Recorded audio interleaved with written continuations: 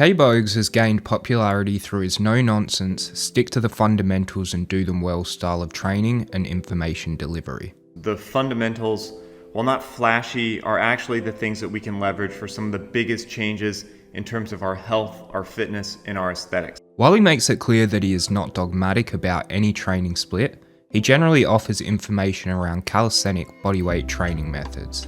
In particular, high rep, high frequency training, which defined in his words, is hitting full body 4+ days per week. The formula he outlines that I followed involved choosing a push, pull, and lower body movement, and then pick a daily repetition target for each one of these movements. Pick a push, like a push-up or a dip.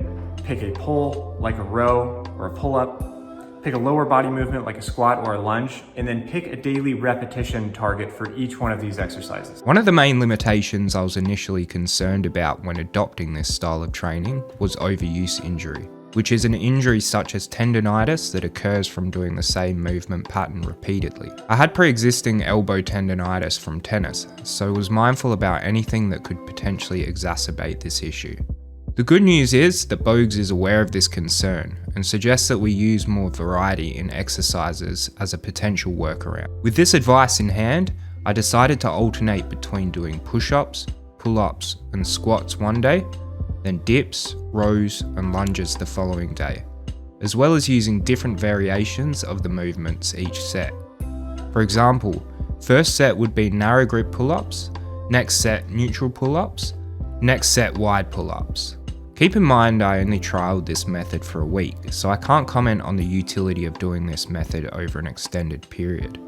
However, there was no shortage of benefits that I noted throughout the week. The additional variety in exercises, as well as the high rep, high frequency training, had a somewhat restorative effect on the body, where upping the frequency reduced my muscle soreness and improved my body's conditioning. I also noticed that compliance was easy, as I did not have the limiting factor of having to drive anywhere to train, so accessibility was very high. This is very important as training is just one of the many activities I like to do, so making it to a gym on top of everything else can quickly add up to a lot of time spent on the road. The crossover to athletic performance in other training activities was also noticeable. After doing a traditional bodybuilder style training method and hitting a hard leg session, it can affect the rest of my workouts for almost an entire week due to the fatigue and recovery. Well, heavy training is hard on the joints, takes longer to recover from, it doesn't improve our conditioning at all. Having added frequency makes it easy to get more weekly sets and reps in. For example, doing 10 sets of near failure pull-ups in a single workout would be brutal. However, when you break this up over 4+ different sessions, this only equates to a couple of sets per session, which is very manageable. This also reduced fatigue massively, and the body recovers far easier from breaking up exertion in this manner. Overall, I really enjoyed this training method and found a lot of utility behind the straightforward approach of doing the fundamentals well. Your risk of injury is reduced as you're not loading up on heavy weight. Athletic performance increases and your body feels more conditioned for daily life and other activities.